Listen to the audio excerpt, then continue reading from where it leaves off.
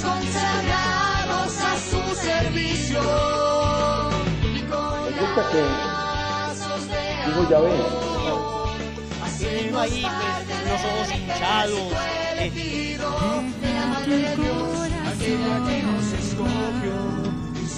Conscientes de esto, vamos a ser mucho más efectivos en el momento de practicar la caridad y no... Segunda trampa.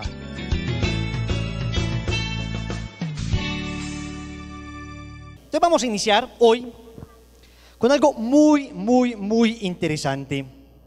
Tal vez este ejemplo ya lo conocen algunos, pero quiero que quede registrado en la historia. Y quiero iniciar con el raid, esta charla. Aquí hay raid. Esto es veneno para el ser humano.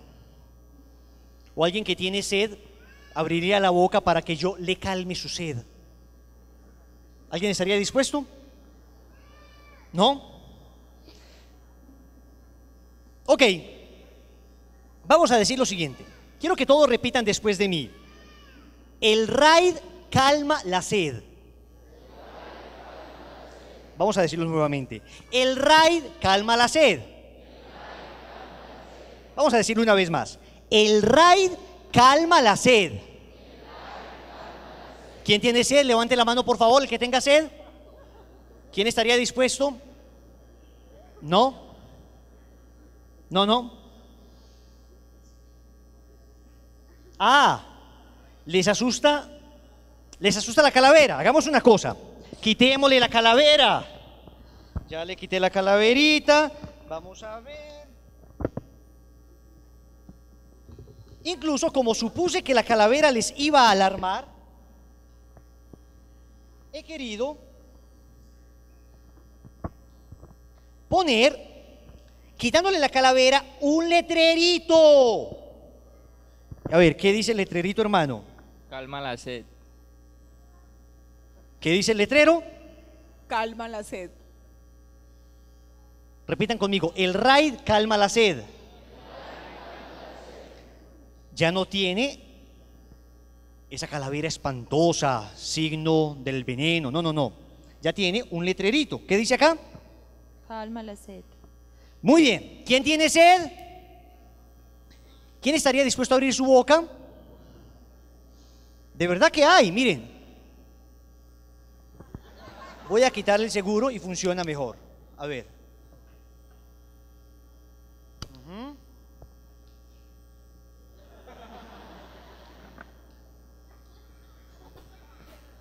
Había.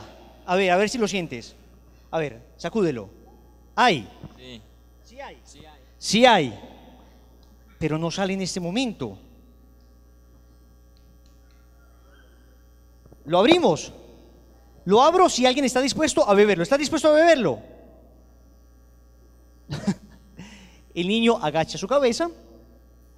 A ver, ¿hay alguna persona acá profesional en algún área? Levante la mano. A ver, Nati. Ven acá, Nati. Nati, tú eres Ingeniera financiera. ingeniera financiera. Ponte de pie, Nati, por favor. Y no van a creer pues que es ingenierito. No. Ingeniera financiera. Nati, yo quiero que por favor convenzas a todas estas personas que el raid calma la sed. El raid calma la sed. ¿Quién quiere probar? Vas a dar argumentos para convencer a tu esposo, a Quique. Es un aerosol que cuando uno lo estripa sale un liquidito muy chévere, sabe súper rico. Pero bueno, en este momento no sale. No. ¿Alguien está convencido? ¿Alguien podría ayudarme a convencerlos a todos? A ver, por favor, alguien. Necesito que alguien me haga el favor para iniciar el grupo de oración. ¿Quién los convence? Necesito a alguien más. A ver, tú, ven acá, mija, ven. Eso. Vamos a ver. Señoras y señores. A ver, querida.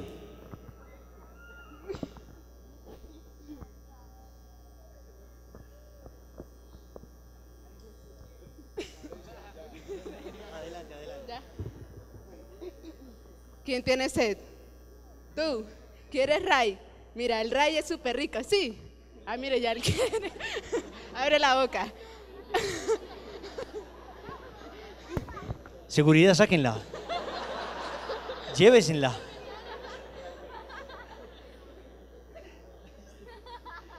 Así como que convincente, convincente, convincente. Yo les podría decir que es un líquido frío, que es un líquido que de hecho no sabe mal, que en medio de la sed es bastante benéfico, que los componentes en realidad son componentes que al ser tan fuertes terminan matando la sed definitivamente. Porque ¿cuándo han visto ustedes un muerto con sed? Nunca. Señores, este ejemplo medio ridículo que les acabo de poner debería generarnos igual de risa y debería ser para nosotros también absolutamente ridículo en otro campo de la vida que es más peligroso que el raid. Porque de lo que les vengo a hablar hoy no es del raid. Ustedes están convencidos de que el raid no calma la sed, independientemente de lo que yo les diga, independientemente de la etiqueta que ponga, independientemente de lo que algunas personas proclamen y defiendan. Ustedes tienen absoluta claridad que el raid no calma la sed. Ustedes tienen absoluta claridad de que si abren la boca, el raid les va a envenenar. En el mejor de los casos le purga. Pero ustedes saben que esto no calma la sed. No calma la sed. Hicimos en primer lugar un consenso, todos estuvimos de acuerdo, lo grité y lo gritaron ustedes y todo el mundo estuvo de acuerdo. Después le cambié la etiqueta, ya no se llamaba raid, ya no se llamaba veneno, ahora se llama calma la sed. Después muchas personas salieron en medios de comunicación a decir que esto calma la sed. No obstante, nadie se ha atrevido a tomar raid. ¿Por qué? Porque tenemos sentido común. Porque tenemos lógica y porque sabemos que, aunque todos lo digan, aunque le cambien el nombre, aunque personas importantes lo proclamen, sigue siendo veneno y no me va a calmar la sed, me va a matar, me va a hacer daño, me va a perjudicar. Y he querido empezar con el raid, una charla de algo mucho más peligroso que el raid. Voy a hablarles del pecado y voy a hablarles de la cura de este mal, de la cura del pecado, que se llama la misericordia. He querido llamar esta charla el pecado y la misericordia, así tal cual. Y empiezo con este ejemplo hablando de la objetividad del pecado, porque el mundo se ha adormecido tanto y se ha alejado tanto de Dios que ahora nos toca demostrar a plenas 12 de mediodía, con el sol sobre nuestra cabeza, alumbrando con todo el esplendor. Hoy hay que demostrarle a la humanidad que está de día. A plenas 12 de mediodía. El sentido común se ha opacado, se ha eclipsado. Un famoso intelectual católico inglés, Gilbert Chesterton, decía que llegará un momento donde la humanidad se ha alejado tanto de Dios, lo decía en el siglo XIX, donde la humanidad se alejará tanto de Dios que nos tocará demostrar, decían los católicos, nos tocará demostrar lo que es evidente. Lo que es evidente. Entonces decía, nos tocará demostrar de día que es de día, de noche que es de noche. Nos tocará demostrar que el agua moja y que el fuego quema. Todo el mundo decía, es un absurdo lo que dice en el siglo XIX. Pues hoy es así. Hoy nos toca demostrar lo que es evidente.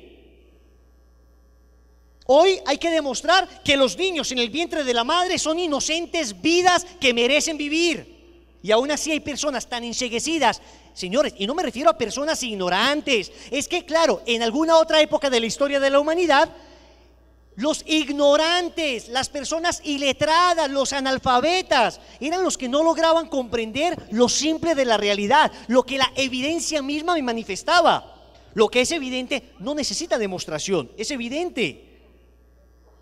Y supongamos, en alguna época de la humanidad eran los iletrados. ¿Cuál es el problema de hoy? Que en el siglo XXI son los más graduados intelectuales, los más llenos de cartones de MBM, de PhD, de cualquier cantidad de especialidades, maestrías, doctorados. Ahora son los que están diciendo que se puede abortar a un niño absolutamente inocente por el solo capricho de una mujer que exige sus derechos por encima de los de la criaturita que tiene en sus entrañas.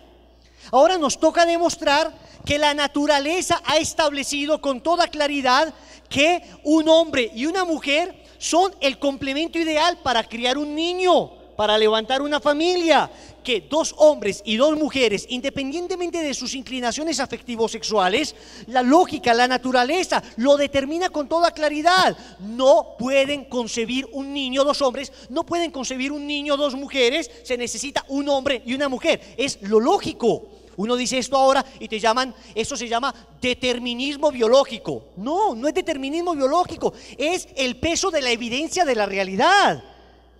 Si yo pongo un ladrillo sobre la cabeza de este joven y lo suelto, el ladrillo le va a caer en la cabeza y le va a partir el cráneo. Él no puede decir, eso es determinismo. Eso es un invento de la Iglesia Católica, eso es un invento de la cosmovisión patriarcal de años anteriores. No, es la naturaleza, lo ha establecido así. Y lo más curioso es que hoy todo el mundo quiere volver a lo natural, pero estamos en la civilización más antinatural que ha existido en la historia. Hoy todo el mundo quiere lo natural, buscan la comida orgánica, todo lo que tenga la menor cantidad de químicos posibles. Y sin embargo, todo el mundo está tragando basura anticonceptiva a diestra y siniestra.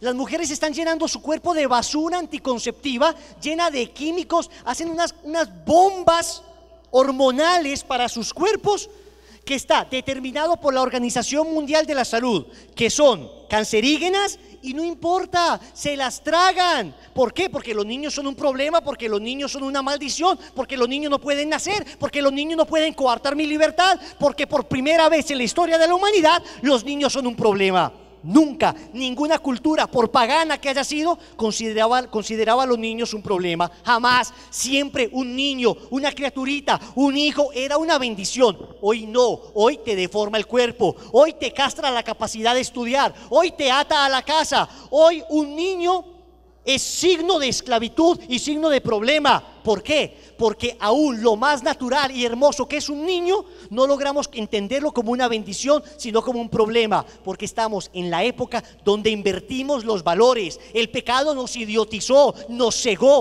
oscureció nuestro entendimiento, degeneró nuestra voluntad. No somos capaces de contemplar lo evidente. Admiramos la locura y la cordura nos parece extraña. Hemos llegado a esa época en virtud de algo que se llama el relativismo. El relativismo. Dirá el libro de Isaías: ay de aquel que llama bueno a lo malo y malo a lo bueno. Ay de aquel que llama dulce a lo agrio y agrio a lo dulce. Estamos en esa época. Y por eso hoy, antes de hablar de cómo surge el pecado, de las consecuencias que tiene, de cómo hacer para salir de esa lepra inmunda, antes hay que decirle a todo el mundo lo evidente, que el pecado existe y que hay que llamarle a las cosas por su nombre y que hace daño independientemente de lo que la gente piense. Entonces hoy todo el mundo se puso de acuerdo que ciertos pecados ya no hacen daño, ya no hacen daño. Entonces en Colombia estamos a punto de despenalizar en todas las circunstancias el consumo de la droga, la marihuana. Y de repente, lo que durante todos los años hemos sabido que nos hace daño, ahora no, ahora es hasta chévere, ahora nos ponemos de acuerdo. Y entonces el argumento es, no, despenalicémosla porque la gente apetece lo prohibido. Si la despenalizamos, entonces la gente ya va a dejar de traficar con ella y va a dejar de consumir. Pues si la gente apetece lo prohibido, pues entonces despenalicemos todo tipo de prohibición. Que una persona pueda asesinar tranquilamente a otra y que esto no implique ningún tipo de responsabilidad penal. ¿Por qué? Porque si la persona anhela lo prohibido, en el momento en que deje de ser prohibido, dejan de asesinar. Es mentira, van a seguir asesinando, van a seguir robando. Despenalicemos todo tipo de aberración. Digamos que violar a un niño es una cosa apetecible por algunos depravados solo porque está prohibido. Entonces despenalicen eso también. Y vamos a llegar a la locura de Holanda. En Holanda, en este momento, Países Bajos, hay un partido político pro pederastia. O sea, un partido político que exige que se reconozca como opción sexual la pedofilia. Y es la lógica del argumento de lo irracional. Es la lógica del argumento de lo irracional. Si de repente ya nada existe como un principio natural, si de repente cualquier cosa puede ser admitida, si de repente, mi Dios te pague, si de repente ya las relaciones hombre y mujer no son lo natural, sino que ahora se puede establecer cualquier tipo de relación, ellos dicen, venga, y si yo puedo acostarme con otro hombre, ¿por qué no me puedo acostar con un niño? ¿Qué dique moral? ¿Qué muro de contención moral existe para esto? En el momento en que nos desviamos del camino de lo que la naturaleza, y creemos los católicos, Dios grabó en la naturaleza, esos diques, en el momento en que nos saltamos, franqueamos esos diques, no queda nada, no queda nada. Todo el mundo lo reconoce como algo normal. Y entonces le empezamos a cambiar el nombre al pecado. El pecado ya, lo empezamos a llamar de una manera hermosa, hermosa, a la brutalidad hedonista de asesinar a un ancianito, a la comodidad hedonista de asesinar a un ancianito, porque nos genera dificultades al hogar, porque claro, nadie dice eso, pero no tenemos tiempo suficiente, nos está gastando mucho dinero, ese papá que se mató por levantarte. Entonces, no, que tenga la posibilidad de una muerte digna. Llamamos al asesinato de un papá, de un ancianito, de una mamá, de una ancianita que se mató, se esforzó toda la vida por levantarnos, que se trasnochaba, que madrugaba, que se partía el lomo para que nosotros pudiéramos tener vida. Ahora nosotros que somos una cultura hedonista, la cultura de la comodidad, la cultura del cero sacrificio, la cultura del máximo esplendor del placer, entonces no, matémoslo, pero suena muy feo decir que lo matamos, suena muy feo eutanasia. No, llamémoslo muerte digna. Descuartizar a un niño en las entrañas, aborto, asesinato. No, llamémoslo interrupción voluntaria del embarazo.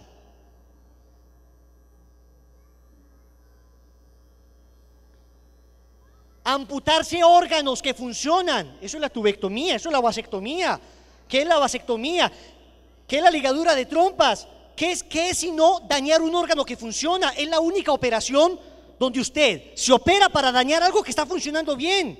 Pero no, hagámoslo, y salen jugadores de fútbol diciendo que lo hicieron, que todo estaba muy bien. Se dan cuenta, empiezan personas famosas, estrellas, a aparecer, a decir que eso está muy bien. Pero a eso llamémoslo paternidad responsable. Paternidad responsable.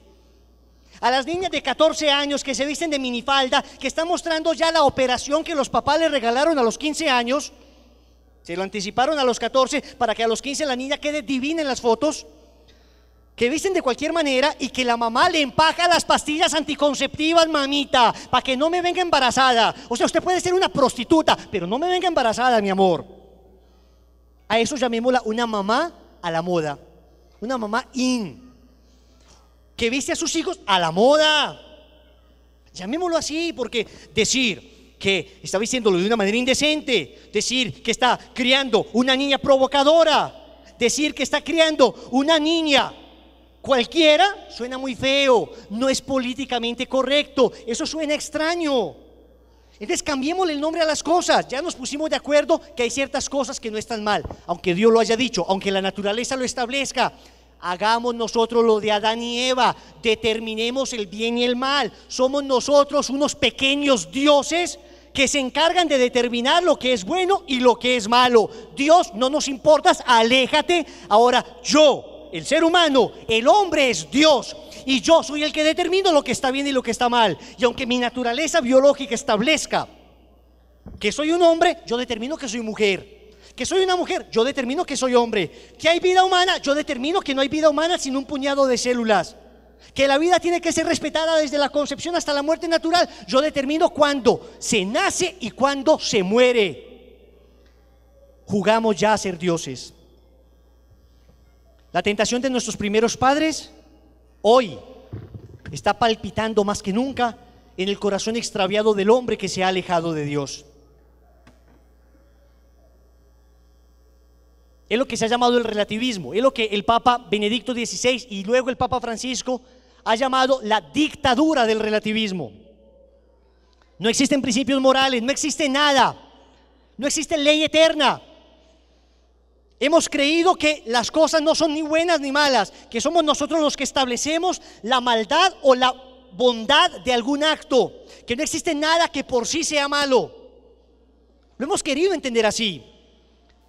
Pero si esto fuera un problema solo de los católicos, mi gente, si fuéramos simplemente 1200 fanáticos desquiciados que queremos que se imponga de nuevo la ley divina y que lleguemos de nuevo al medioevo y que nos armemos como cruzados a luchar contra los infames, si fuera así de sencillo como lo presentan, si fuera simplemente el capricho de una iglesia retrógrada, pero no es así. La verdad es que la humanidad va de cráneos a la hecatombe. La espada de Democles pende sobre la cabeza de la humanidad. Estamos al punto de la debacle más grande de la historia. Estamos a punto de sumergirnos en una pendiente resbaladiza de no retorno. Nos encontramos en la peor crisis moral, en la peor crisis incluso espiritual, en la peor crisis económica, en la peor crisis en todo sentido de la historia. ¿Y saben qué? Siguen creyendo que los católicos somos unos retrógrados que simplemente exigimos que se cumplan nuestros principios. No, son los principios de la humanidad lo que defendemos. La iglesia defiende el principio de la humanidad. La iglesia es una mamá que le dice al hijo por dónde es, no porque es una mamá caprichosa, sino porque ama a ese hijo. ¿Quién como Dios? Y después de Dios, ¿para dónde vamos? Entonces, que quede claro que las cosas no son malas porque la iglesia lo dice. Es al revés. La iglesia lo dice porque son malas. Las cosas no son malas porque Dios lo dice. Es al revés. Dios lo dice porque son malas. No hay una voluntad de la iglesia que imponga maldad a un acto de suyo neutral o a un acto independiente de cualquier valor moral. No, no, no. Hay cosas que son objetivamente malas, intrínsecamente perversas, y la iglesia lo que hace es señalar, como una buena madre, decir: eso, queridos hijos, les va a hacer daño, tarde o temprano vamos a reaccionar. El problema es que normalmente reaccionamos más tarde que temprano. ¿Quién como Dios?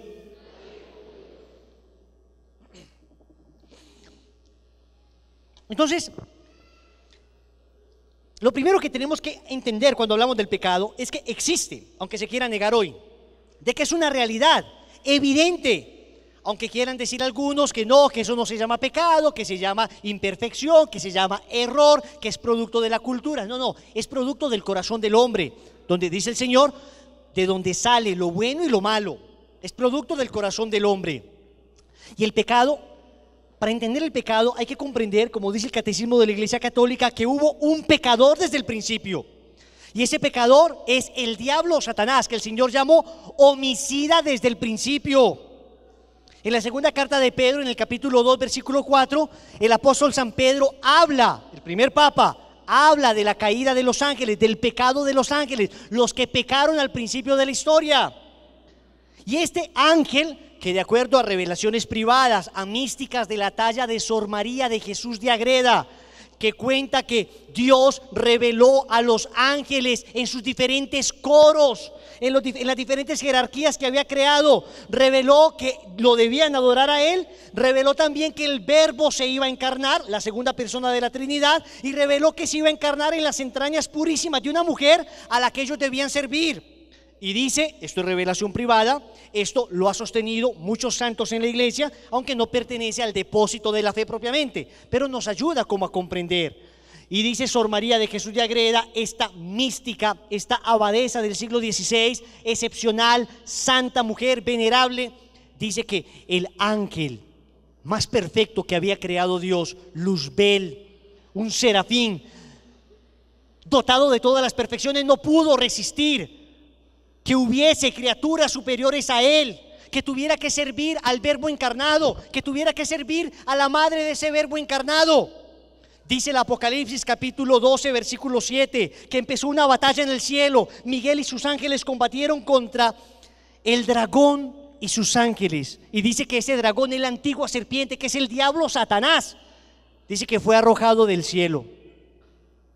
Y nosotros creemos que este fue el primero que pecó, pero no quedó allí.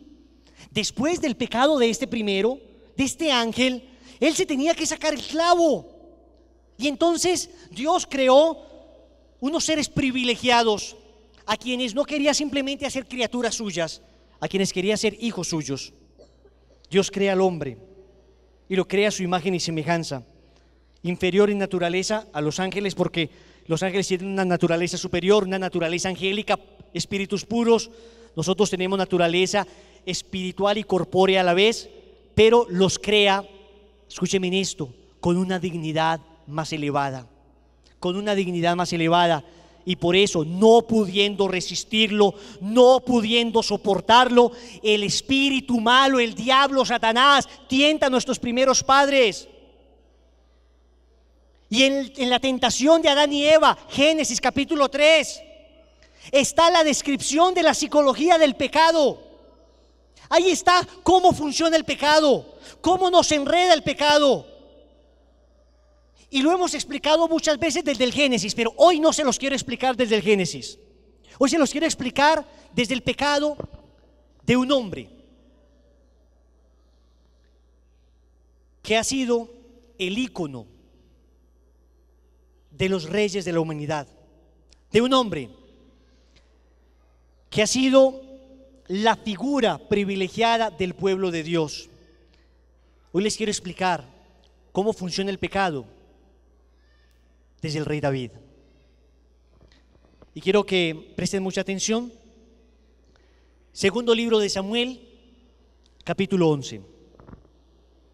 Segundo libro de Samuel, capítulo 11. Y vamos a ver cómo en el pecado del rey David está escondido el pecado de toda la humanidad, está escondida nuestra debilidad. Dice así, versículo 1: a la vuelta del año de haber tenido una exitosa batalla, donde David fue venciendo progresivamente a sus enemigos, a la vuelta del año, en la época en que los reyes salían a campaña, en la época en que los reyes salían a pelear, eso era el equinoccio de la primavera, era la época donde los reyes iban a combatir, y no eran reyesuelos que se sentaban y mandaban a sus soldados, ellos iban de primero, alentaban al ejército, todos se sentían fortalecidos por el rey a la vez que lo protegían. En la época en que los reyes salían a campaña, envió David a Joab con sus veteranos y el resto de las tropas de Israel. En la época en que David debía salir a batalla, David no salió a batalla, David envió a sus soldados, a los mejores que tenía, al capitán del ejército, a Joab, con los veteranos. ¿Y qué pasó? Derrotaron a los amonitas y pusieron sitio a Rabá. David se había quedado en Jerusalén. Un atardecer se levantó David. ¿Qué hacía durmiendo este vago? Si debía estar en combate, pero se levantó David al atardecer.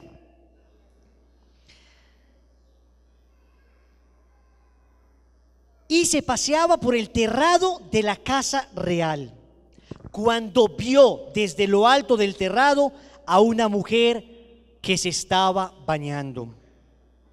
Era una mujer muy hermosa. David mandó gente que se informara sobre la mujer y le dijeron: es Betsabé, hija de Elián, mujer de Urías el hitita. David envió gente para que se la trajesen. Llegó donde David y él se acostó con ella, que acababa de purificarse de sus reglas. Después ella regresó a su casa. La mujer quedó embarazada y se lo hizo saber a David. Le mandó la prueba de embarazo con las 2 rayitas.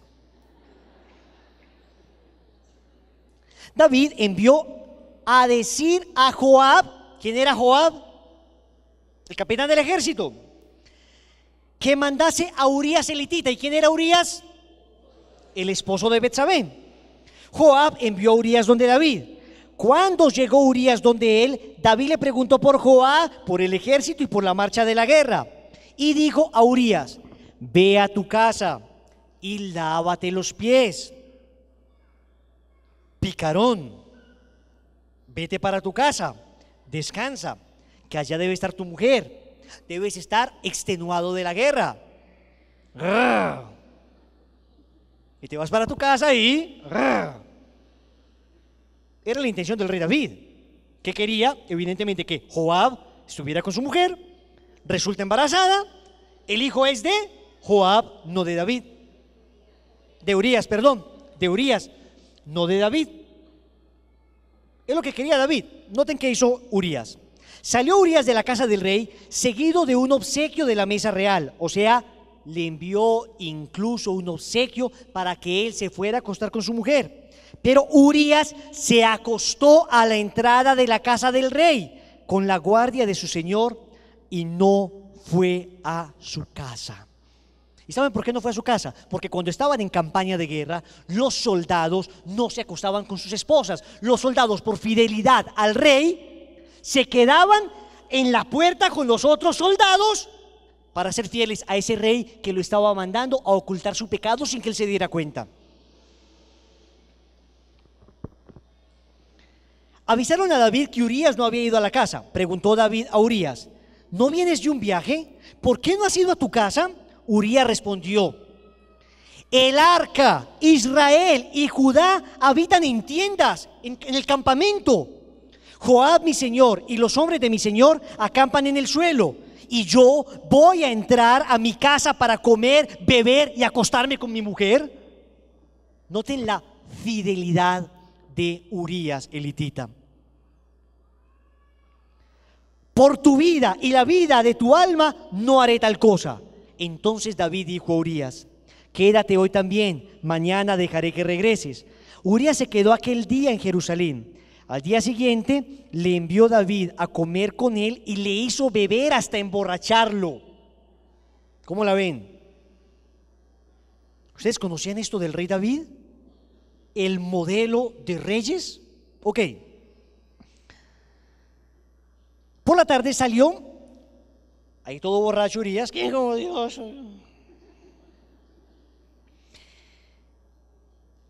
Y se acostó en el lecho con la guardia de su señor, pero no fue a su casa. A un borracho, honesto el borrachito, no fue a su casa. A la mañana siguiente escribió David una carta a Joab y se la envió por mano de Urías. En la carta había escrito: poned a Urías en primera línea donde la lucha sea más reñida, y retiraos de detrás de él para que le hieran de muerte. Urías llevaría a Joab la propia sentencia de muerte, como más tarde Cristo cargará la propia sentencia de muerte. Como manso cordero enviado al matadero. Cuando estaba Joab asediando la ciudad, colocó a Urías en el sitio en que sabía que estaban los hombres más valientes. Los hombres de la ciudad hicieron una salida y atacaron a Joab. Cayeron algunos del ejército de entre los veteranos de David, y también murió Urías el hitita. Joab envió a comunicar a David toda la noticia de la guerra. Ordenó al mensajero: cuando hayas acabado de transmitir al rey toda la noticia sobre la batalla, si monta en cólera y te dice: ¿por qué os habéis acercado a la ciudad para atacarla? ¿No sabíais que tirarían sobre vosotros desde lo alto la muralla? ¿Quién mató a Abimelech? ¿Quién mató a Jerubbaal? Jerubbaal es un famoso juez del Antiguo Testamento que admiraban muchísimo. Es Gedeón. ¿No fue una mujer que arrojó sobre él una piedra de molino desde lo alto de la muralla y murió por Tebés? ¿Por qué os habéis acercado a la muralla? Tú le dices, si el rey se enoja y dice todo eso, tú le dices: también murió tu siervo Urías el hitita. Partió el mensajero y se fue a comunicar a David todo lo que había mandado Joab. David se irritó contra Joab y dijo al mensajero: exactamente lo mismo que Joab había dicho. El mensajero dijo a David: aquellos hombres se acercaron frente a nosotros e hicieron una salida en campo abierto. Nosotros los rechazamos hasta la entrada de la puerta, pero los arqueros tiraron contra tus veteranos desde lo alto de la muralla y murieron algunos veteranos del rey. También murió Urías elitita. Entonces, escuchen esto, David dijo al mensajero: esto has de decir a Joab: no te inquietes por este asunto, porque la espada devora unas veces a unos y otras veces a otros. Pero aquella acción que David había hecho desagradó a Yahvé. Palabra de Dios. ¿Quién como Dios? Querida familia, aquí está la psicología del pecado. ¿Cómo funciona el pecado? Como un hombre bueno, escogido por Dios, a quien Dios había ungido como rey, que le había dado la potestad de matar a gigantes, que había reintegrado nuevamente a unas tribus dispersas, como David, el elegido, el que había sido 2 veces salvado de la mano del rey anterior, de Saúl, como David, el ungido de Yahvé, a quien Dios había privilegiado con un ejército numeroso, que no había perdido nunca una batalla, es capaz de caer en tan execrable pecado. Y como tú, como yo, como consagrados, como bautizados, como personas que fueron a retiro, como personas que hemos visto ante nuestros ojos los milagros de Dios, que hemos contemplado ante nuestras narices cómo Dios se manifiesta en su gloria, somos capaces de pecados iguales o peores. Y el texto nos lo dice con toda claridad. Lo primero que hizo David lo primerísimo es dejar de hacer lo que le corresponde. David debía estar en batalla. Lo primero que hizo es no ir a la batalla. Y es lo primero que hace una persona cuando va a pecar. Lo primero, dejar de hacer lo que le corresponde, dejar sus prácticas. Dejó el rosario, dejó de ir a misa, dejó de confesarse, dejó las oraciones del consagrado, dejó la intimidad, dejó la lección divina, dejó las reuniones de la comunidad, dejó de visitar la parroquia. Es lo primero que pasa. Nemo repente fit pessimus, dice la máxima latina. Nadie se hace malo de repente. Nadie se hace malo de repente. Una niña no queda embarazada de repente. Un pelado no cae en la droga de repente. Una mujer no aborta de repente. Tú no robas de repente. Tú no te vuelves matón de repente. Empezaste a dejar tus principios. Empezaste a dejar lo que debías. Empezaste a ceder ante la tentación. David lo primero que hizo fue dejar de hacer lo que debía. Si él hubiera estado en batalla, no hubiera pecado. Si tú hubieras estado haciendo lo que te correspondía, si tú estuvieras firme en la vida espiritual, si tú estuvieras con tus prácticas, si tú estuvieras cumpliendo como esposo, si estuvieras cumpliendo como estudiante, como empleado, esa moza no se te hubiera atravesado, esa mujer malvada no hubiera dañado tu matrimonio. Lo primero es eso. No dejes de hacer lo que te corresponde. Pero ¿qué más pasó con David? Lo segundo fue lo siguiente. Resulta que el rey David vio que salieron a pelear sin él y derrotaron a los amonitas. Es decir, dejo de hacer lo que me corresponde y todo marcha bien. Y todo marcha bien. Es que tú crees que dejaste de rezar el rosario hoy y mañana vas a caer en pecado. No. Tú crees que hoy dejaste de ir a misa, hoy dejaste de hacer tus prácticas, hoy dejaste de congregarte y mañana ya estás en la inmunda. El problema es que al principio todo sigue bien. El problema es que todavía sigues con la inercia natural de tu virtud y empiezas a confiar. De repente dices: vea, no recé el rosario hoy, no fui a misa hoy, no me he confesado, no ayuno, no estoy cumpliendo con mis actividades, no estoy cumpliendo con mi trabajo y todo sigue bien. Los amonitas eran vencidos. El segundo error de David fue empezar a confiar demasiado en sí mismo, creerse más fuerte de lo que era. Y escúchenme, en una máxima de la vida espiritual, van a repetirla después de mí: soy más débil de lo que creo. Repitan.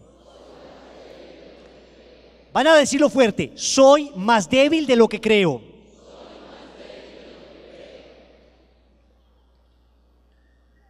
El día en que empezamos con confianza, El día en que el noviecito entró a la casa de la noviecita y estaban solos, los dos consagraditos muy bellos, y creían ambos que iban a ser capaces de superarlo. Creían ambos que iban a estar en la casa solos y que no iba a pasar nada. Creían ambos que tenían perfectamente clara la virtud. El día en que el joven estaba reunido con sus amigos y le ofrecieron marihuana y le ofrecieron la droga, y creía él que iba a ser una probadita, pero que iba a ser capaz de salir. El día en que la secretaria le sonrió y le dejó un mensaje, y él creía que iba a seguirle el jueguito, pero que no iba a pasar nada. El día en que recibiste por primera vez 10,000 pesitos de soborno, tú no sientes que te volviste malo. Nadie siente que se volvió malo con eso. Uno cree que todo sigue marchando bien. Lo hice y no pasó nada. Es lo peor, que lo haces y al principio no pasa nada. ¿Se acuerdan del hijo pródigo hace 8 días? ¿Se acuerdan que el hijo pródigo recibió la herencia y dice el texto que se demoró algunos días para irse? Porque al principio no pasa nada. Tiene que ser un pecado de verdad muy fuerte, pero al principio es una seducción sencilla, una seducción progresiva. Segundo error de David, segundo error que tú y yo cometemos, ver que hacemos las cosas mal y no pasa nada, excesiva confianza en nosotros mismos. Tercero, dice que David se levantó una tarde y se paseaba por el terrado de su casa. Entonces viene a la vida espiritual después de que uno deja de hacer sus prácticas, después de que uno sigue confiando demasiado en sí mismo, en mi conocimiento, en que soy consagrado, en esas historias que cuentan que un consagrado jamás va a condenarse, que yo tengo el escapulario, que ya hice las oraciones de Santa Brígida, que tengo las promesas de Dios. Después de que yo pienso eso, empiezo a relajarme. La pereza espiritual, la molicie espiritual se llama eso, la blandura del alma. David estaba dormido, eran las 3, 4 de la tarde, él debía estar en el ejército, él debía estar combatiendo, pero no, se la pasaba en una vida muelle, en una vida cómoda, en una vida tranquila. Dejaste de ayunar, te dejaste de mortificar, nada que te generara esfuerzo, nada que te generara algún tipo de trabajo era admitido en tu vida, solo lo cómodo. El rosario ya no de rodillas, el ayuno, algunas cositas. Antes ayunábamos de sal, de azúcar, no, ya nada de eso. Comer separado las comidas para mortificarnos, no, nada de eso. Nada que me implique incomodidad. Una vida hedonista, una vida tranquila, la inmortificación, la molicie espiritual es el principio de la entrada definitiva del pecado, es el principio de la tibieza espiritual. Y empezamos a ceder. Todavía no has pecado. Hasta acá todavía no ha habido un gran pecado. Ha habido caíditas, ha habido cosillas, ha habido resbaloncitos. Pero todavía no eres drogadicto, todavía no eres un corrupto, todavía no has embarazado a tu novia, todavía no se ha separado de la esposa. Uno hasta acá va tranquilo, uno hasta acá va relajado, uno hasta acá cree que todo marcha bien. La vida se convirtió en una feliz experiencia. Se nos olvidó el combate espiritual, se nos olvidó aquello que dice el libro de Job, capítulo 7, versículo 1.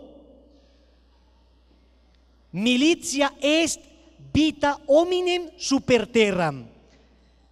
Combate es la vida del hombre sobre la tierra. Lo dice Job. Pero se nos olvidó combatir. Ya no vamos a luchar. Combatir contra la triple inclinación, combatir contra las miradas. Antes que veíamos una mujer voluptuosa y éramos capaces de ser dueños de nosotros mismos. Antes que éramos capaces de cerrar la página de internet, la que se abría pornográfica la cerrábamos al instante. Antes que veíamos algún correo medio nocivo y lo cerrábamos. Antes que nos llamaban esos amigotes que no nos llevan sino al pecado, no les contestábamos. Ahora no. Ahora veamos, a ver, no voy a caer, yo no voy a caer. Voy a ver qué hay ahí. Yo voy con mis amigos, tampoco puedo ser raro, tampoco puedo ser extraño. Yo voy con mis amigos, pero yo estoy muy firme, ya soy consagrado. Que entre mi novia a la casa, que se siente en mis piernas. Total, tampoco podemos ser puritanos. Lo importante es que no tengamos relaciones, y lo tenemos muy claro, no vamos a tener relaciones antes del matrimonio porque vamos a vivir un noviazgo casto. Lo tenemos claro, al principio sigue claro acá, pero ya está blanda el alma, la voluntad está débil, muy débil. Está asediando el pecado. ¿Saben cuándo llegan las tentaciones más fuertes? Ahí llegan las tentaciones más fuertes. Entonces, lo cuarto que sucedió fue la tentación. David dejó de hacer lo que debía. David estaba en su vida cómoda, demasiado confiado de sí mismo, empezó a caminar por el terrado de la casa y ahí vino la tentación que viene por los sentidos en ocasiones. David vio una mujer hermosa. La tentación puede provenir de cualquiera de los tres enemigos del alma. A Adán y Eva la tentación les vino del demonio directamente, y a veces el que te tienta es el demonio. Hay tentaciones demoníacas. A David no lo tentó el demonio, a David lo tentó su propia carne, su propia debilidad, el segundo enemigo del alma. Hay otros que ni el demonio ni la carne, hay otros que los tienta el mundo, sus amistades, el ambiente en el que están. ¿Cómo distinguir una tentación del demonio? Son normalmente fuertes, aparecen al instante, uno cree que es imposible de vencerse, pero si uno se mantiene firme, se va al instante. No tiene nada que ver con lo que uno está pensando, uno está en cualquier otra cosa y de repente viene una tentación incisiva, fuerte, que te perturba el alma. Puedes creer que probablemente allí haya una tentación demoníaca. Hay que hacer una oración de liberación en ese momento, pedirle a Dios que te libere. La tentación de la carne es la más delicada y temo más a la tentación de la carne que a la del demonio, porque la tentación de la carne siempre está ahí. Es progresiva, increciendo, poco a poco, empieza a seducirte, empieza con un clic, empieza con una paginita, empieza con un abracito, empieza con una probadita, empieza con un traguito, uno no se da cuenta ni cómo y termina metido en el abismo del pecado. Y luego las tentaciones del mundo también son muy peligrosas porque, escúchenme en esto, queridos jóvenes, particularmente ustedes, escúchenme. Uno cree que es muy fuerte. No, uno no es fuerte. Se lo digo yo que fui joven. Tuve 16 años. Y yo sé que es tener 16 años y la presión de los amigos a los 16 años. Hay niños que se me acercan, jóvenes que se me acercan y me dicen: Wilson, mi mamá no confía en mí. Y yo le digo: mijo, ni usted debería confiar en usted. Es así, es la verdad. Porque usted es una cosa solo y otra cosa presionado. Uno es una cosa, unos principios solo, pero cuando los amigos están diciéndole que bobo, no vas a ser capaz, velo pues, la niña, el católico, no, el fanático, el santo, él no va a ser capaz, la mamá lo regaña, la novia lo echa. La presión. David fue tentado. ¿Y cómo fue tentado? Vio. Y David, en el momento en que deliberaba, porque David no fue que la vio y la mandó a llamar, no, David preguntó quién era. Empezó la curiosidad. La tentación viene acompañada de la curiosidad malsana. Tienes que eliminarla de tu vida. Hay gente que no pecaría si no escuchara lo que no debió haber escuchado, si no viera lo que no debió haber visto, si no averiguara lo que no debió haber averiguado. La curiosidad malsana. David preguntó quién era y le contaron que era esposa de uno de sus soldados, y aún así se dio a la tentación, la llamó, se acostó con ella y pecó. Si David en ese momento hubiera dicho: llamen a Urías, le hubiera llamado a Urías, se hubiera puesto de rodillas y le hubiera dicho: Urías, la embarré, hermano, soy tu rey, pero te pido perdón de corazón. La historia hubiera sido otra, la historia hubiera sido diferente. Lo que sucedió, por desgracia, fue que David, después de ese pecado, vino la consecuencia. Es lo cuarto que pasa. Después de todo pecado vienen las consecuencias. Tercero, la tentación. Cuarto, las consecuencias. Y David, en vez de afrontar las consecuencias con valentía, de afrontar las consecuencias como se debía, como un varón, de decir: sí, lo hice, la embarré, doy la cara y pido perdón. ¿Qué es lo que uno debe hacer cuando la embarras? Pides perdón, das la cara. No tapes el pecado con el pecado. David hizo una cosa peor: tapó el pecado con el pecado. Lo quinto que hizo David fue tapar pecados con pecados. Después de la consecuencia, lo llamó, quiso hacerlo incumplir sus votos, lo emborrachó, mintió, lo engañó. Muchachos, ¿no les parece que esa es la lógica del pecado? ¿No nos hemos visto nosotros envueltos en eso? ¿Cuántos jóvenes se me acercan a decirme, Wilson, llevo un año mintiéndole a mi mamá? Llevo un año mintiéndole a mi esposa.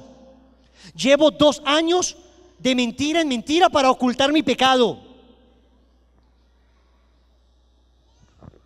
La falta de contrición, la falta de arrepentimiento, la falta de pedir perdón. Cuando Adán y Eva pecaron, Génesis capítulo 3, Dios les preguntó, ¿dónde están? Y ellos estaban escondidos y dijeron, sentimos tus pasos y tuvimos miedo. Dios sabía qué habían hecho. En ese momento, Dios no les estaba preguntando dónde están físicamente. Les estaba preguntando dónde está tu corazón. ¿Dónde están sus corazones? Adán y Eva debieron haber dicho, Señor, la embarramos, perdónanos. ¿Saben qué hicieron Adán y Eva? El Señor les dio todavía oportunidad de que confesaran. Y les dijo, ¿acaso han comido del fruto que les prohibí? Adán debió haber dicho, sí, comí, perdóname. ¿Sabes qué dijo Adán? La mujer que tú me diste. ¿Y sabes qué dijo Eva? La serpiente. Ni siquiera tuvieron la gallardía de reconocer el pecado. Y por esa falta de contrición, más que por el pecado, estamos pagando las consecuencias. ¿Y sabes qué pasó con David? David engañó y como no le funcionó, lo mandó matar. Y no le leí qué pasó después. Después va a llegar el profeta Natán. El profeta Natán le va a decir a David, oiga, Davidcito, le tengo un caso. David creyó que nadie se dio cuenta y David recibe al profeta Natán. Y el profeta Natán le dice, un hombre que tenía mucho dinero vivía al lado de un hombre que tenía una sola ovejita. Recibió una visita y para no matar a las ovejas que tenía, se pasó donde su vecino, le mató la única oveja y se la dio a sus amigos. ¿Qué hacemos con este canalla? Entonces David se levantó, le dio un puño a la mesa, gritó, ese hombre merece la muerte. Y Natán lo mira y le dice, pues tú eres ese hombre. Que tienes miles de mujeres para escoger en Israel la que quieras. Yahvé te daría cualquier mujer. Pero has escogido la única mujer de Urías y lo has matado. Y cae de rodillas David a llorar. Reconoce, muy tarde, pero reconoce, se arrepiente, compone el Salmo 51. Perdóname, Señor, por tu amor ten compasión. Ese salmo lo vamos a orar ahora. Al terminar vamos a orar ese salmo. Vamos a pedirle a Dios que nos ayude. Y llorando David compone el salmo, pero la consecuencia viene y el Señor le dice a través del profeta Natán, la espada jamás se apartará de tu casa. Esto ocurrió en el año 1000 antes de Cristo. Llevamos 3000 años viendo a Israel con la espada en medio de su casa y hasta hoy jamás se ha apartado la espada de Israel, porque lo que tú y yo hacemos, nos guste o no, nuestro pecado termina hiriendo a los que amamos. David se va para el templo, dicen, para la tienda en realidad, no había templo todavía, y pide perdón ante el arca de Yahvé. Y Dios le perdona, pero la consecuencia viene. La consecuencia viene, consecuencia que pudo haber evitado si hubiera pedido perdón antes. Tú estás hoy en el grupo de oración porque estás a tiempo. Estás a tiempo de evitar el pecado y de evitar las consecuencias. Estás a tiempo de cortar ese ciclo perverso, ese ciclo satánico del pecado.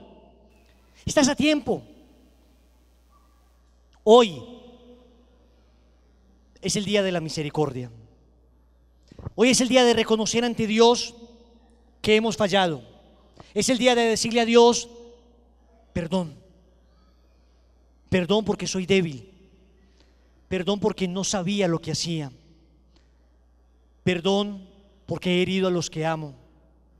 Perdón, Señor, por tu inmensa compasión borra mi culpa. Lava del todo mi delito, límpiame de mi pecado.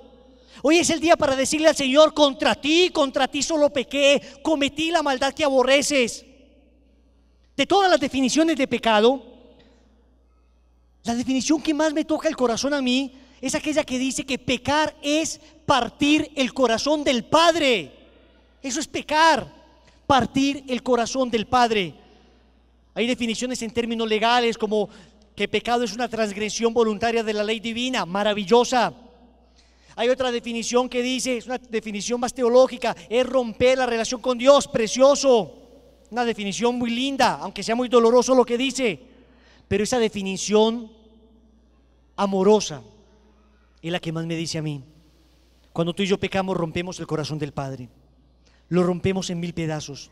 Y lo rompemos en 1000 pedazos porque Él nos da todo, como a David, porque nos pone frente a nosotros todas las bendiciones y nosotros escupimos sobre esas bendiciones y le decimos: no me importa todas estas bendiciones, no me importa todo lo que me has dado, no me importa todas las gracias extraordinarias de que me ha rodeado, no me importa que me haya sanado, no me importa que haya recuperado mi matrimonio, no me importa que me haya sacado de las drogas, no me importa que me haya sacado de la prostitución, no me importa. Hoy vuelvo a pecar, ¿y qué? Y me revuelco con los cerdos, ¿y qué? Y Dios te dice: pero te puedo ayudar, no me toques. No quiero ayuda, no me interesa nada, estoy bien así, me quiero hundir en el estiércol del pecado. Quiero seguir hundiéndome en la prostitución. Quiero seguir inyectándome cochinadas, es mi vida y lo hago así porque me da la gana. Y le partes, y le parto el corazón al Padre. Se lo parto. Y me enseña la pureza y no me importa la pureza. ¿Y qué? Me quiero seguir acostando con quien quiera porque creo que es la felicidad.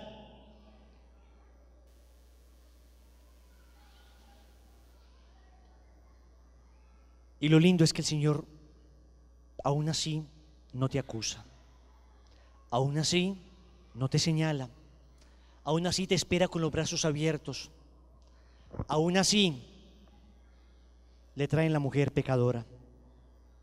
Está Jesús en el templo. Los fariseos y los escribas tiran a la mujer a los pies de Jesús. Esa mujer, prostituta pública, conocida, seguramente ya había escuchado hablar de Jesús, seguramente había escuchado muchas charlas de Él, seguramente Jesús ya la había visto en algunas ocasiones con su mirada misericordiosa y la había llamado a la conversión. Si nos atendemos a las revelaciones que el Señor hace a una mística italiana llamada María Valtorta, sabemos con certeza que es así. Y ella volvía una y otra vez, como atraída irresistiblemente por el imán de la concupiscencia, a caer, a caer y a caer. Ahora la habían encontrado en flagrante adulterio. Se la trajeron y se la tiraron al piso, pateándola, la arrastraban del cabello y le decían: ahí está esta prostituta. La ley dice que hay que matarla. ¿Y tú qué dices? Y dice la Biblia, dice Juan capítulo 8, que el Señor se hincó y empezó a escribir en el suelo, en la arena. El Señor empieza este texto diciendo, lo van a escuchar el próximo domingo, que el Señor estaba sentado enseñando como Moisés en la cátedra. Es el nuevo legislador. Y se sentó y se inclinó a escribir mientras la prostituta estaba en el piso. Y dice San Agustín una belleza, dice: en la primera ley Dios vio que la humanidad subió hasta Él en el monte y con su dedo Dios escribió la ley en las piedras. Pero en la segunda ley, ese Dios que había escrito en lo alto del monte bajó y se agachó y con su mismo dedo escribió en el suelo la nueva ley, que es la ley de la misericordia, la ley del amor. Y Cristo estaba escribiendo allí la nueva ley, la ley del perdón, la ley de la misericordia. Y les he hablado del pecado antes de hablarles de la misericordia. Dice el catecismo que el evangelio es la revelación en Jesucristo de la misericordia de Dios con los pecadores. No se entiende la misericordia si no entendemos que somos pecadores. Numeral 1846. No se entiende. Lo primero que yo tengo que reconocer es que he pecado, que le he fallado al Señor, que he sido un miserable. Y esto no es un complejo de culpa. El complejo de culpa consiste en la vergüenza de haber pecado por deformar mi propia imagen. Eso es complejo de culpa, es vanidad. Yo que me creía tan alto, que me creía tan noble, que me creía camiseta roja, que me creía consagrado, me duele haber fallado por mi vanidad. Eso se llama complejo de culpa. Pero contrición de corazón es: me duele haber fallado porque rompí el corazón del Padre. Y no fue que fallé, fue que pequé, se lo estallé. Y Él me sigue amando a pesar de todo. Y me extiende la mano hoy. Y hoy te ha traído aquí a este grupo de oración a decirte que no importa si has hecho 10 veces lo que hizo David, hoy es el día de la misericordia. Vamos a cerrar nuestros ojos en este momento.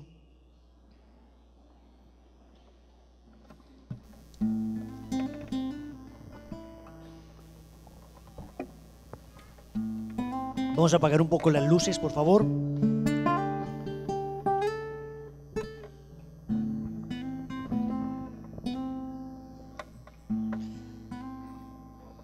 Todos necesitamos misericordia, más yo que todos ustedes tal vez.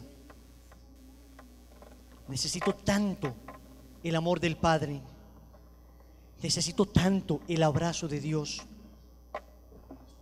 necesito tanto que perdone mis múltiples caídas, que perdone mi insensatez,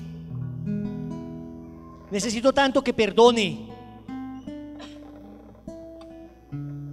la cantidad de veces que le he seguido crucificando. Acá nadie puede señalar al otro, nadie puede decir al otro, nadie puede acusarlo de pecado, porque si ni Dios me acusa, si ni Dios te acusa, ¿quién te va a acusar más que tu propia conciencia?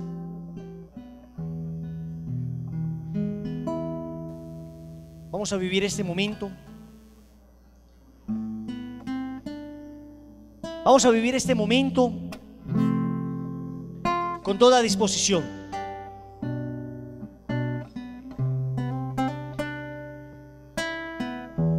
Vamos a vivir este momento dejando que Dios empiece finalmente a transformar la dureza de un corazón. ¿Qué es lo peor que le puede pasar a un alma? Lo peor no es que peques, lo peor es que no te duela pecar. Lo peor que te puede pasar no es que te revuelques con los cerdos, lo peor es que te olvides de la casa del Padre. Lo peor es que no seas capaz de entender tu estado. Es lo peor que nos puede pasar.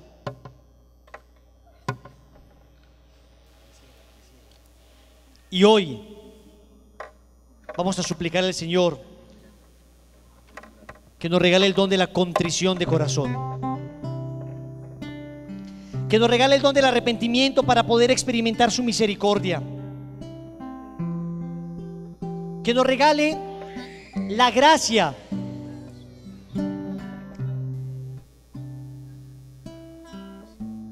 de poder presentarnos ante su presencia,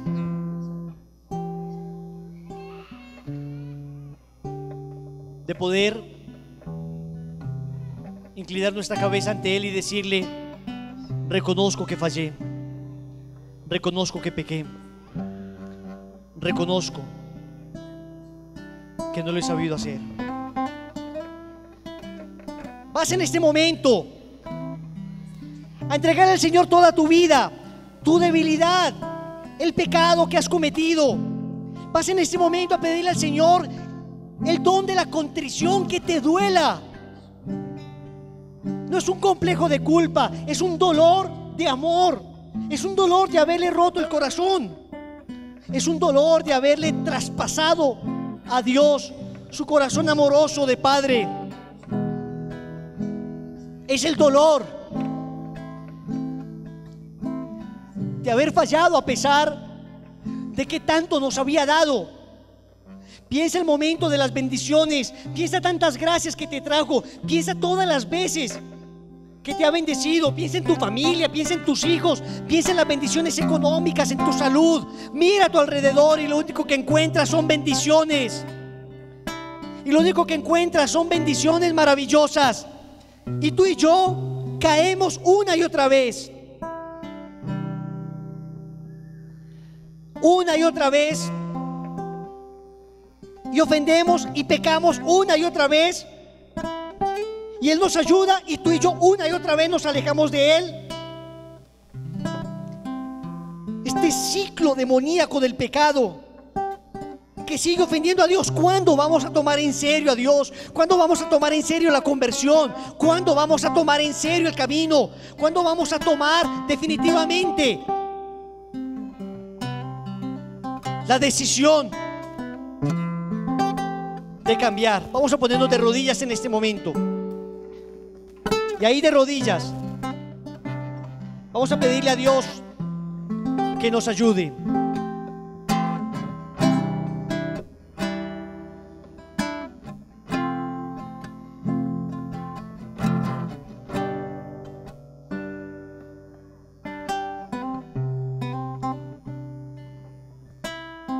Ahí de rodillas vas a ver la historia de tu alma.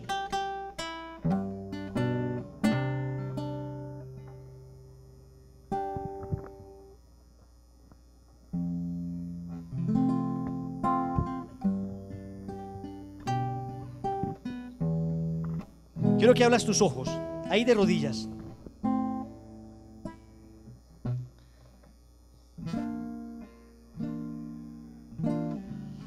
Y vamos a contemplar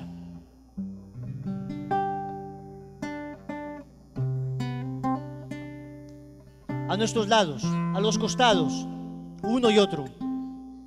Vamos a contemplar como si fuera tu alma. Míralo. Quiero que lo miren en este momento. Quiero que miren esa alma. Cuando Dios te creó, esa alma pura, limpia. Cuando Dios creó esa alma sana. Cuando Jesús creó para ti, lleno de bondad y misericordia, la blancura de un alma impoluta, sana. Fuimos creados para la gracia, fuimos creados para el amor. Tú y yo fuimos creados para la pureza. Tú y yo fuimos creados para la verdad. Tú y yo fuimos creados para el amor. Ahí está nuestra alma. Un alma como Dios quería desde la eternidad, limpia. Pero un alma que se fue manchando, un alma que se fue dañando, un alma que se fue degenerando.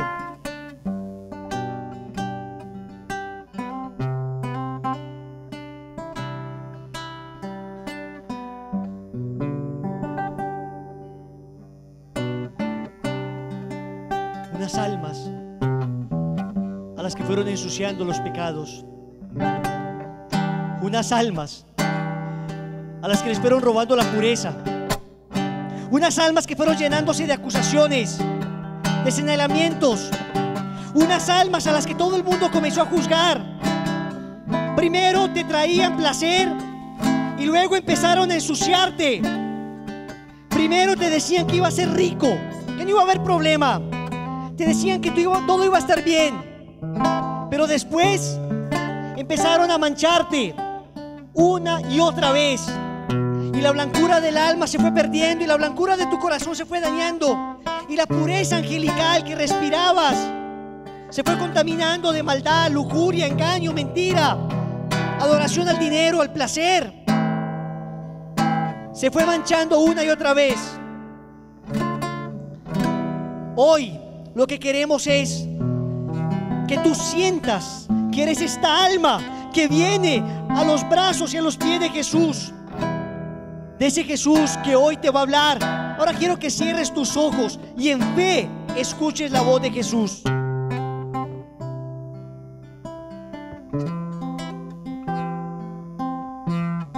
Maestro, miren este que misionero y ya se está emborrachando por ahí, no le da vergüenza. Maestro, te hemos traído estos consagrados que han pecado contra ti, contra tu pueblo. Han sido unos usureros, han tratado mal a tu pueblo. ¿Qué hacemos con estos pecadores? Esta hija que ha sido bautizada, la encontramos en Nauterio. Jesús, dinos algo.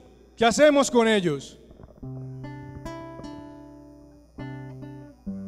El que esté libre de pecado, que tire la primera piedra.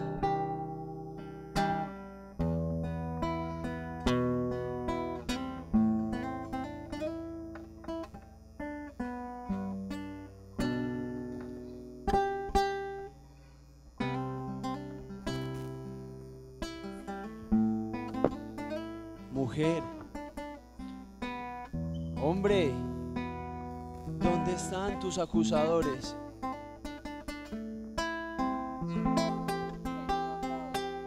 ¿Dónde están quienes te juzgaron?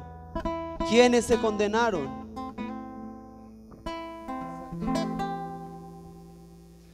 Pues yo tampoco los condeno. Vayan en paz y no vuelvan a pecar.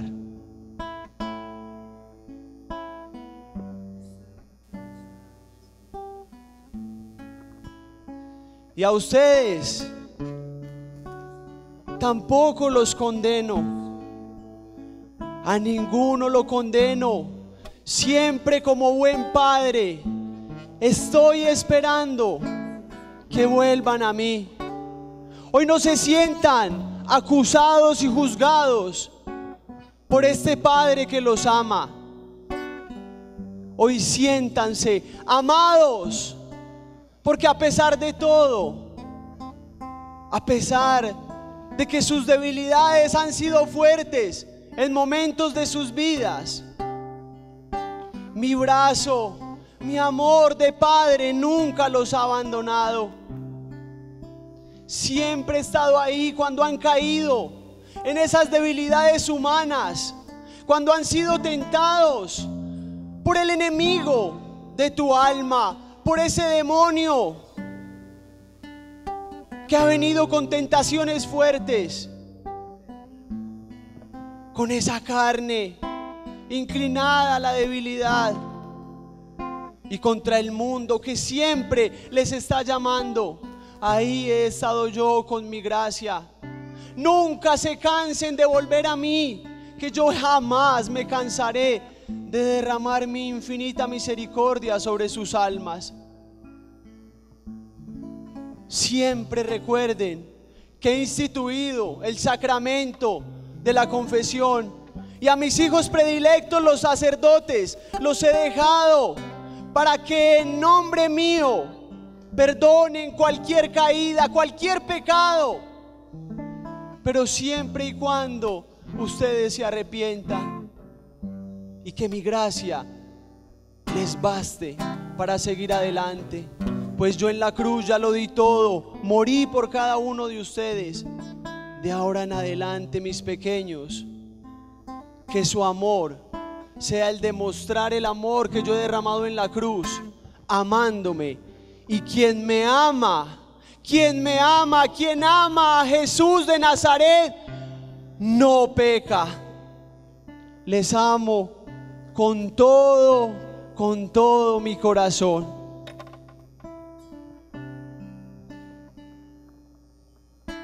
Vas a poner tu mano en tu corazón en este momento y le vas a pedir a tu Padre que te vuelva a recibir en la casa. Vas a pedirle a tu Padre que te vuelva a recibir en la casa. Vas a pedirle a tu Padre que no te cierre las puertas jamás, que este es el momento de volver.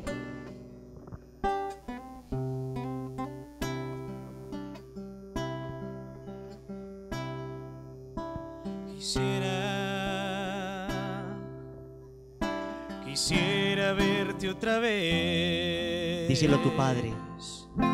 Y descansar en tus brazos como ayer. Quisiera regresar a casa. Te juro me arrepiento de haberme ido. Quisiera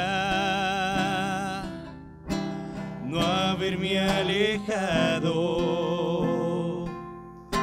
Vacío esta vida me ha dejado. Quisiera ser solo tu siervo, porque ser tu hijo ya no merezco. Quisiera, solo quisiera regresar y descubrir que a pesar de mis pecados aún sientes amor por mí.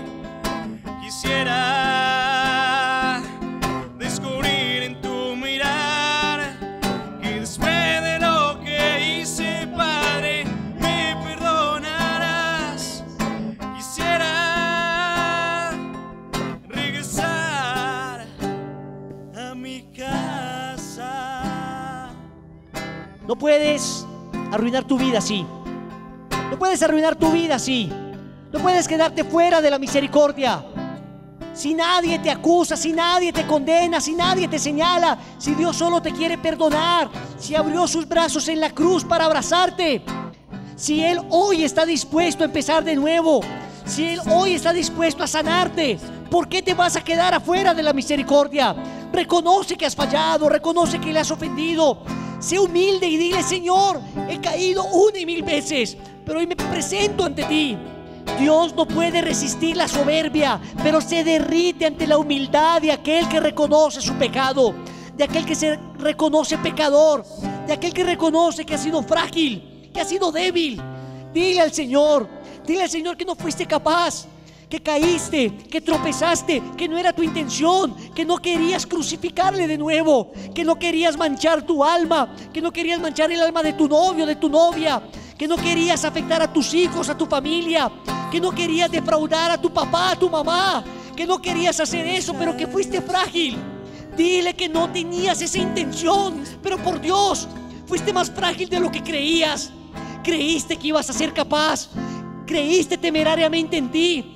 Pero hoy dile al Señor: me arrepiento de todo corazón de haberte fallado, me arrepiento de haberte crucificado, me arrepiento de haberte roto el corazón, me arrepiento de haber sido tan cruel contigo, que has sido tan bueno conmigo. Me arrepiento de haber fallado a la mamá, yo como consagrado. Me arrepiento de haber fallado a mi movimiento, yo como misionero. Me arrepiento de haber avergonzado a mi iglesia, yo como católico.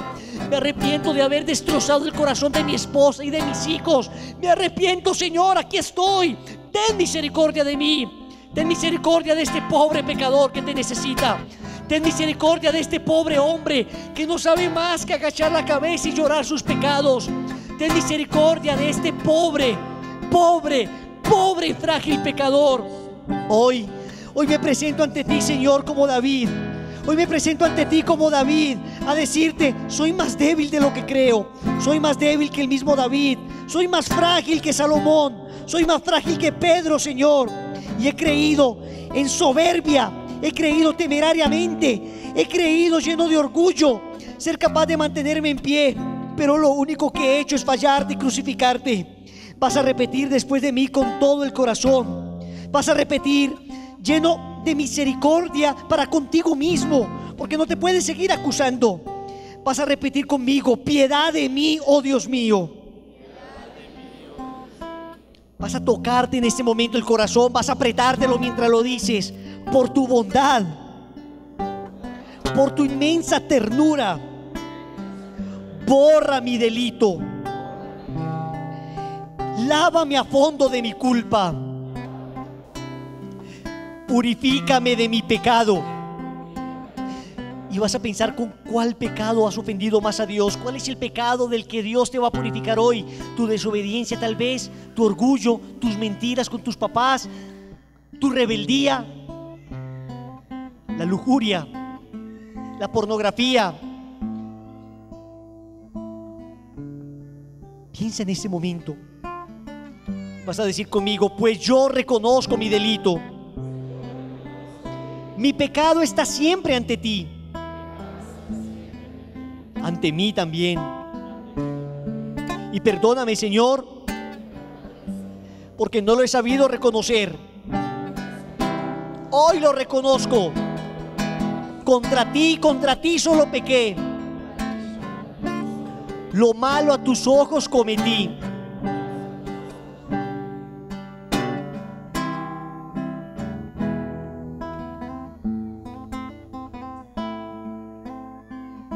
En un silencio de tu corazón se te bautizan hoy las lágrimas de la contrición. Dale gracias a Dios porque es un don que recibes.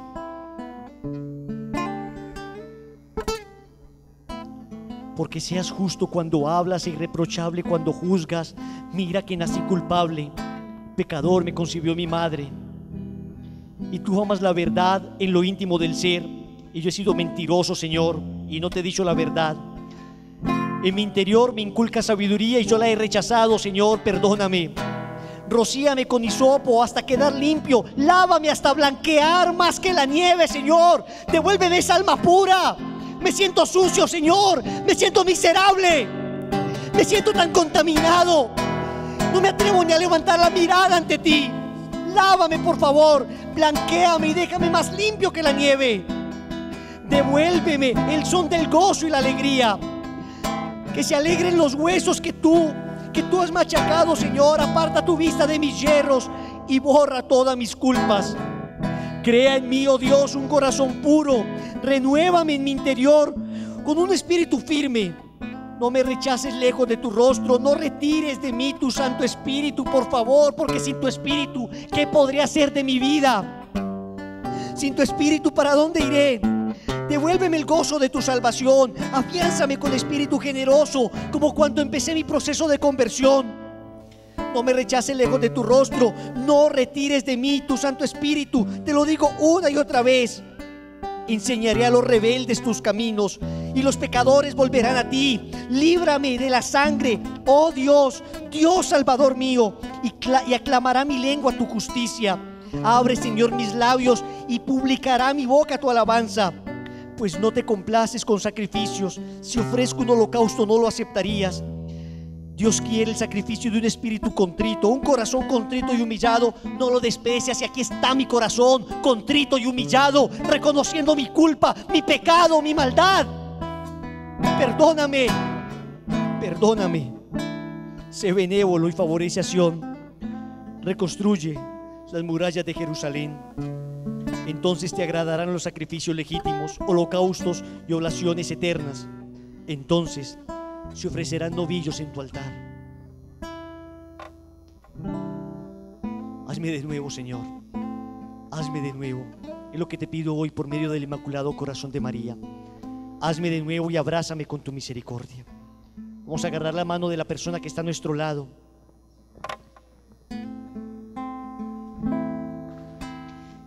Y ahí de rodillas vamos a cantar al Papá del cielo, al Papá que hemos fallado, pero seguros de que hoy ha extendido su misericordia sobre nosotros y comprometidos a cambiar, a recibir esa misericordia a través del sacramento de la reconciliación. Vamos todos a cantar juntos el Padre nuestro. Padre nuestro que estás en el cielo, santificado sea tu nombre. Venga a nosotros tu reino y hágase tu voluntad, así en la tierra como en el cielo. danos hoy nuestro pan de cada día. Perdónanos como perdonamos a los que nos ofenden. Levantemos nuestras manos. No nos dejes caer en la tentación y líbranos del Levanta tus manos y clama a Dios. No nos dejes caer en la tentación y líbranos del mal. a la mamá, esa mamá preciosa, amorosa y dulce, cantemos con todo el corazón. Dios te salve María, llena eres de gracia, el Señor es contigo, bendita entre las mujeres, y bendito es el fruto de tu vientre, Jesús. y bendito es el fruto De tu vientre, Jesús. Santa María, Madre de Dios, ruega por nosotros, pecadores, ahora y en la hora de nuestra muerte. Amén. Ahora y en la hora de nuestra muerte. Amén. Levantando nuestras manos fuerte. Ave María, Ave María, Ave María, Ave María, Ave María, Ave María, Ave María, Ave María, Ave María. Inclinando nuestra cabeza con todo el corazón, lleno de fe, confianza en Dios, confianza en su misericordia, decimos: gloria al Padre y al Hijo y al Espíritu Santo.